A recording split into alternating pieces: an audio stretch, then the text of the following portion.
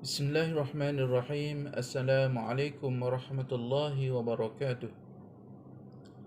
Alhamdulillahi rabbil alamin. Wassalatu wassalamu ala rasulillah wa ala alihi wa ashabihi ajma'in. Rabbi shrah li sadri wa yassir li amri wahlul 'uqdatam min lisani yafqahu qawli. Subhanaka la ilma lana illa ma 'allamtana innaka antal alimul hakim. Wala hawla wala quwwata illa billahil aliyyil azim, amma ba'd. Tuan-tuan, puan-puan, muslimin, muslimat, para jemaah rahimakumullah. Alhamdulillah, pada tengah hari ini marilah sama-sama kita memanjatkan syukur kepada Allah Subhanahu wa taala kerana dengan izinnya dan inayah daripadanya maka dapatlah sama-sama kita berada dalam majlis ilmu pada tengah hari ini melalui rakaman video. InsyaAllah kita akan teruskan lagi pengajian kita kelas takmir dari surau As-Sa'adah, Departemen Rakyat Taman Setia, Taman Impian Ihsan, Balakong, Selangor. Masih lagi membincangkan berkenaan dengan hadis yang pertama dari kitab Matan Arba'in Imam An-Nawawi, Matan Arba'in Imam Nawawi, dalam tajuk perkara amal dan yang berkaitan dengannya. Tuan-tuan dan puan-puan yang dirahmati Allah Subhanahu wa taala, perkara amal dan berkaitan dengannya ini seperti mana dinyatakan dalam kitab ini, ada dua bentuk amal yang dikerjakan. Yang pertama, amal yang ikhlas, dan yang kedua, amal yang tidak ikhlas.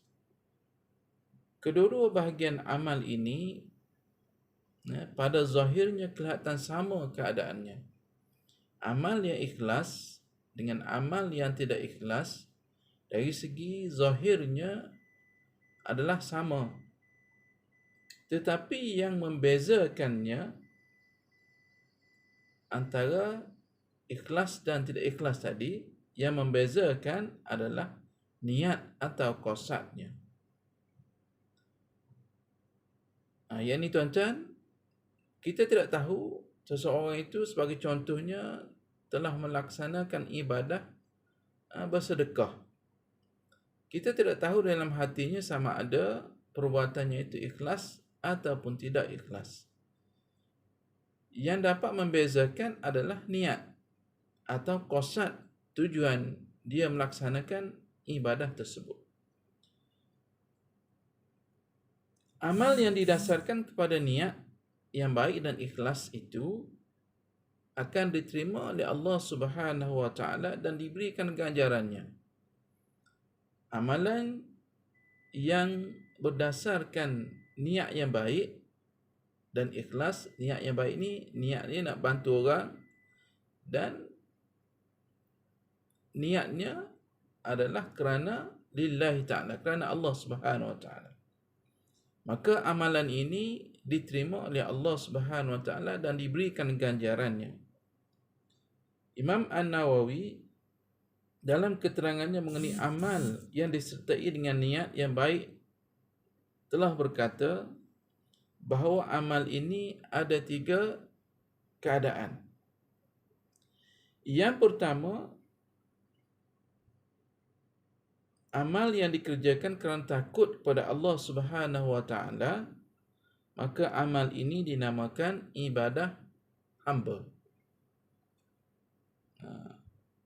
Hamba ni tuan-tuan, apabila diperintahkan oleh tuannya, maka dia akan laksanakan apa sahaja perintah tersebut. Jadi kita sebagai hamba kepada Allah Subhanahu wa taala, sudah pastinya kita akan menuruti apa yang diperintahkan oleh Allah Subhanahu wa taala kepada kita untuk kita laksanakan perintah tersebut. Dan apabila kita buat perintah tersebut, sudah tentulah Allah Subhanahu wa taala akan memberi ganjaran dengan niat apa yang kita lakukan itu adalah ikhlas kepada Allah Subhanahu wa taala. Sebagaimana disebutkan dalam Al-Quran, "Faman ya'mal mithqala dzarratin khairan yarah." Dan barang siapa yang melakukan amalan yang baik, ya, sama ada sebesar zarah amalan tersebut, maka dia akan menerima balasan, menerima ganjaran yang baik daripada Allah Subhanahu wa taala. Dan wa man ya'mal mithqala dzarratin syarran yarah. Dan orang yang melaksanakan keburukan, ya, walaupun keburukan itu kecil sebesar zarah, maka dia tetap akan menerima pembalasan yang buruk daripada Allah Subhanahu wa taala. Baik tuan-tuan mati Allah Subhanahu wa taala, amal yang dikerjakan kerana takut kepada Allah Subhanahu wa taala ini dinamakan ibadah hamba.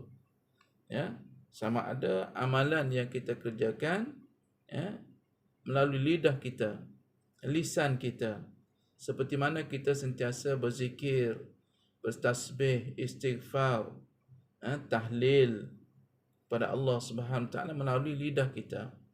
Yang kedua, amalan melalui anggota kita. Melalui anggota kita. Apa yang kita buat anggota? Sujud, rokok, sujud, berdiri, qiyam, dan seperti mana ibadah sembahyang itu kita lakukan kerana takut kepada Allah Subhanahu wa taala, maka dia dinamakan ibadah hamba. Yang kedua, Imam Nawawi mengkelaskan amal yang dikerjakan kerana mendapatkan syurga dan pahala. Amal ini dinamakan ibadah saudagar. Ya, amalan yang kita kerjakan kerana untuk mendapat balasan, pahala dan syurga daripada Allah Subhanahu taala, maka ini dinamakan ibadah saudagar. Yang ketiga, amal yang dikerjakan kerana malu kepada Allah dan kerana melaksanakan hak kehambaan dan membuktikan kesyukuran serta merasakan diri sebagai seorang yang masih dalam kecuaian dan kebimbangan yang penuh ketakutan kerana tidak tahu adakah amal yang diterima ataupun tidak. Maka amal ini dinamakan amal ibadah orang yang merdeka. Jadi seseorang yang melaksanakan ibadah kerana takut, kerana malu kepada Allah Subhanahu wa taala dan melaksanakan ibadah tersebut kerana hak kehambaan serta rasa syukur di atas nikmat dan rasa bimbang juga di atas kecuaian dalam melakukan ibadah. Maka amal ibadah ini dinamakan ibadah orang yang merdeka. Baik tuan-tuan mati Allah Subhanahu wa taala, apakah hak kehambaan? Hak kehambaan ini yang pertama, beribadah kepada Allah dan tidak mensyirikkannya. Ini adalah hak kehambaan. Hak kehambaan kita terhadap Allah Subhanahu wa taala, iaitu melaksanakan apa yang disuruh oleh Allah Subhanahu wa taala dan meninggalkan apa yang dilarang olehnya dan tidak melakukan syirik kepada Allah Subhanahu wa taala. Yang kedua adalah kita sentiasa bersyukur terhadap kurniaan Allah Subhanahu wa taala dan bersabar di atas ketetapan takdirnya. Maknanya dalam kita melaksanakan ibadah itu, kita hendaklah sentiasa bersyukur kepada Allah Subhanahu wa taala di atas nikmat limpahan Allah Subhanahu wa taala yang begitu luas kepada kita, dan sentiasalah bersabar dengan mengerjakan sembahyang ke atas ketetapan Allah Subhanahu wa taala terhadap diri kita. Takdir Allah Subhanahu wa taala kepada diri kita. Dalam suasana hari ini tuan-tuan, Allah musibahkan kita dengan didatangnya pandemik COVID-19 yang menjadi resah gelisah seluruh manusia, yang menjadi ketakutan kepada kita di atas wabak pandemik ini. Jadi apa yang perlu kita buat? Di samping kita melaksanakan perintah SOP, ikhtiar kita untuk mengelakkan kita agar tidak dijangkiti wabak ini, dan kita hendaklah bersabar. Mohon doa kepada Allah Subhanahu Wa Taala agar Allah angkatkan wabak ini dan hindarkan diri kita, keluarga kita, anak pinak kita, ibu bapa kita dan seluruh masyarakat daripada dijangkiti wabak ini. Ini salah satu yang disebutkan ikhtiar kita. Di samping itu kerajaan telah berusaha untuk melaksanakan vaksin, untuk melaksanakan suntikan vaksin kepada diri kita, dan insya-Allah perkara ini akan berlaku akhir bulan Februari 2021 ini, insya-Allah tuan-tuan.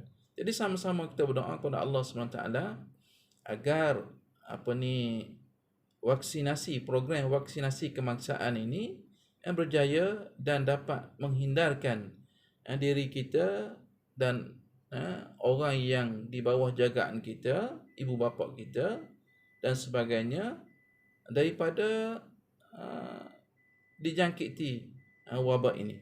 Baik tuan-tuan dan Allah Subhanahu Wa Taala, seterusnya kehambaan yang ketiga, kita rasa malu pada Allah Subhanahu Wa Taala. Malu yang kuat, malu yang amat sangat kepada Allah. Kerana kita kadang-kadang cuai terhadap apa yang Allah perintahkan kepada kita. Kita banyak melakukan kesalahan. Bukan kerana apa? Kerana kita ni cuai tuan-tuan. Cuai terhadap perintah Allah Subhanahu Wa Taala. Yang seterusnya adalah kita bertawakal, berdoa dan bertawakal kepada Allah Subhanahu Wa Taala di atas apa yang kita lakukan amal ibadah tersebut. Moga-moga Allah Subhanahu Wa Taala menerima amalan kita. Baik tuan-tuan, mata Allah Subhanahu Wa Taala, amal ibadah hamba ini, amal ibadah hamba merdeka ini seperti mana disebutkan oleh Siti Aisyah radhiyallahu anha, bertanyakan baginda sallallahu alaihi wasallam berkenaan Nabi sallallahu alaihi wasallam beribadah malam sehingga mana Nabi bengkak-bengkak kakinya. Lalu ditanya, wahai Rasulullah, mengapakah kamu ni bersusah payah berdiri sembahyang malam sehingga akan bengkak-bengkak dua belah kaki kamu, padahal Allah SWT telah mengampunkan dosa kamu yang lalu dan akan datang. Kerana Nabi ni maksum, orang yang tidak melaksanakan, orang yang bebas daripada maksiat kepada Allah Subhanahu Wa Taala, maka maksum. Lalu Rasulullah memberi jawapan ke atas pertanyaan Siti Aisyah tadi, afala akunu abdan syakura, tak bolehkah aku nak menjadi hamba yang bersyukur?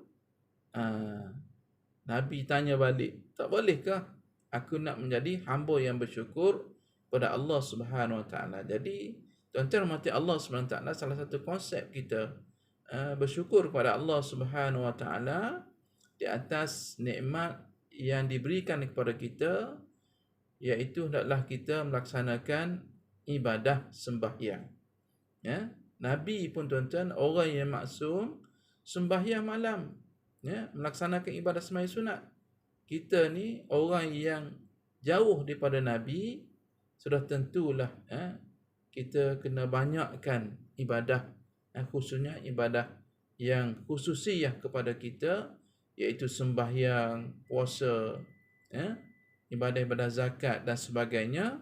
Perlulah kita laksanakan dengan sebaik mungkin dan penuh keikhlasan kepada Allah Subhanahu Wa Taala, bukan kerana kepada yang lain selain daripada Allah Subhanahu Wa Taala.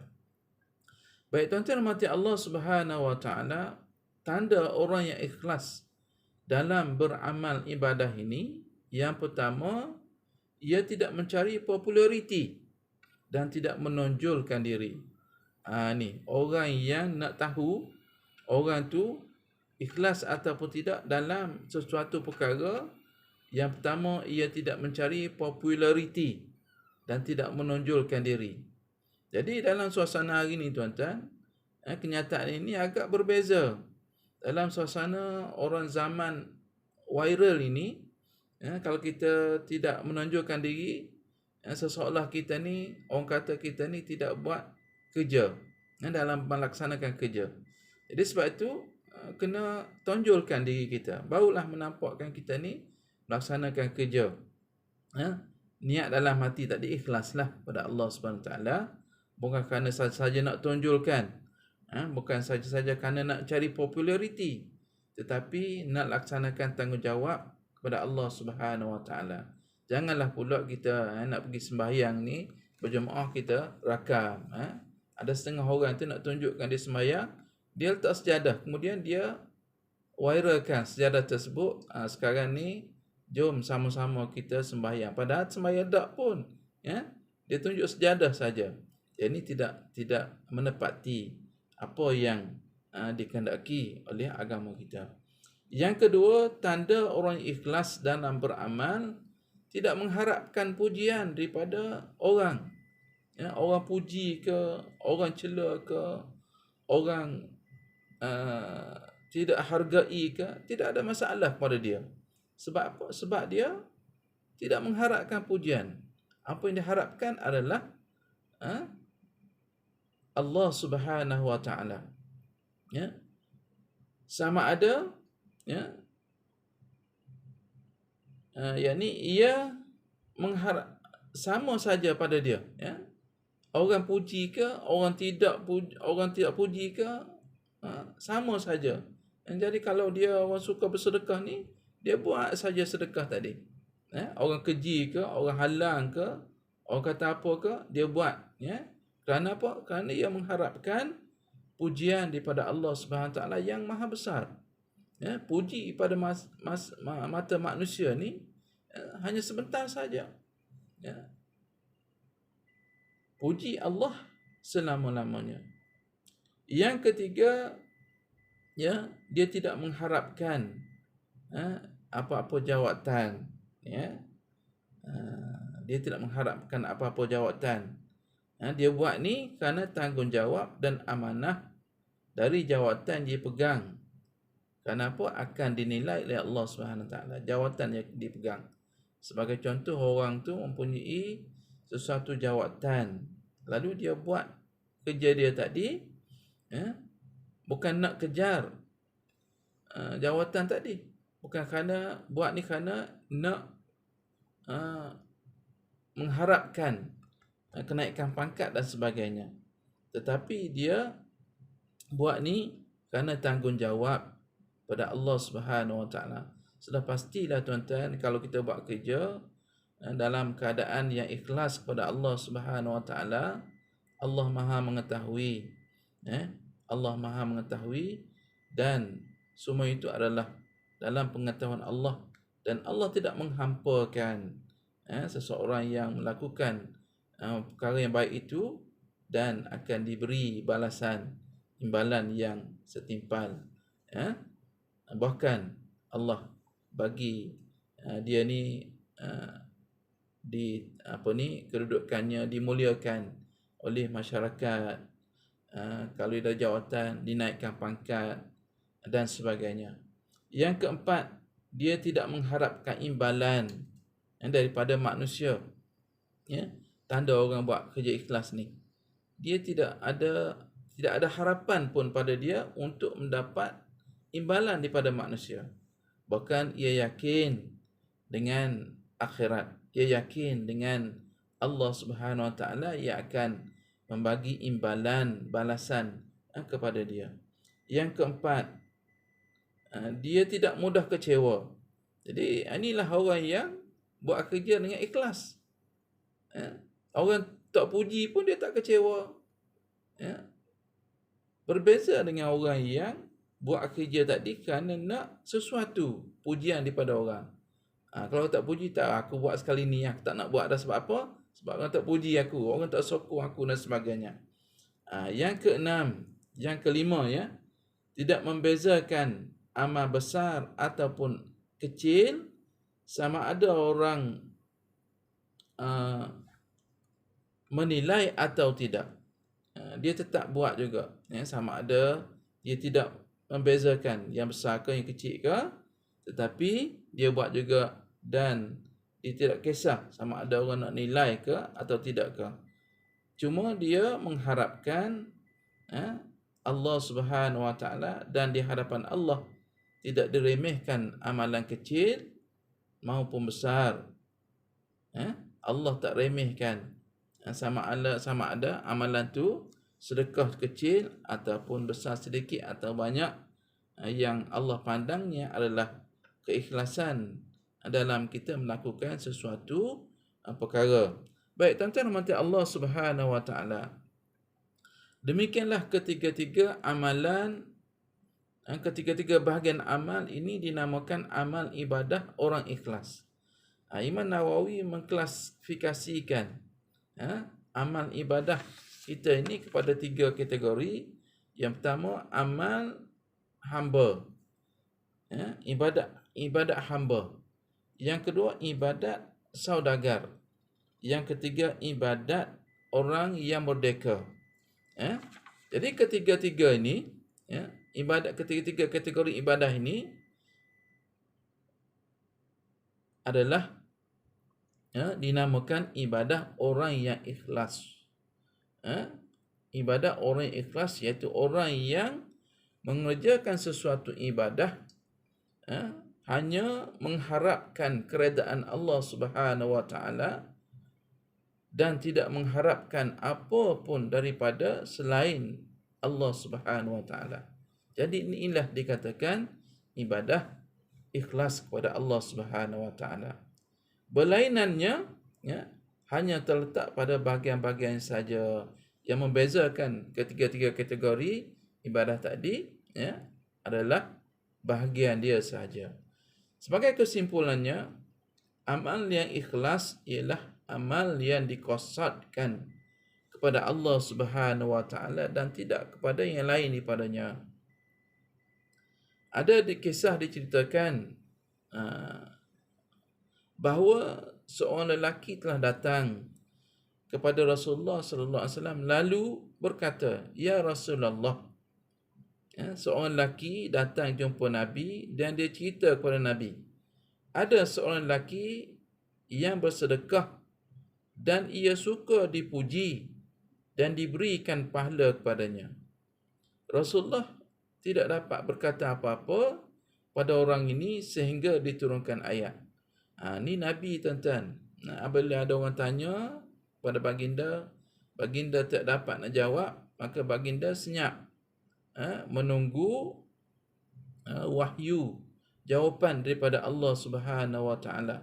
Ini berbeza dengan kita. Kita hari ni orang tanya sikit je kita jawab banyak. Yang banyak tadi apa? Salah daripada yang betulnya tak ada pun, banyaknya salah. Ini jawapan orang kita sekarang ni. Jadi dulu Nabi dia tak jawab. Mana yang tak boleh jawab dia tak jawab, dan ditunggu jawapan daripada Allah Subhanahu Wa Taala, iaitu Allah turunkan ayat Al-Quran dalam surah Al-Kahfi ayat 110. Apa jawapannya? Bismillahirrahmanirrahim.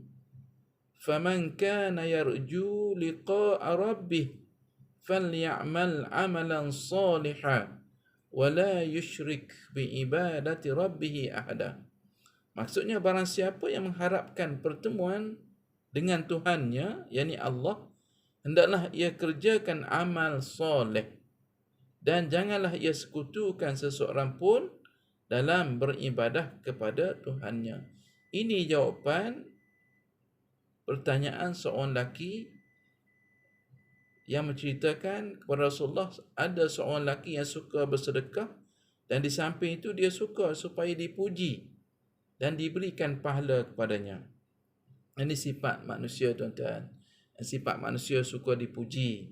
Jadi kalau kita nak muji seseorang, bukan tak boleh puji, boleh, tetapi janganlah puji-puji berlebihan.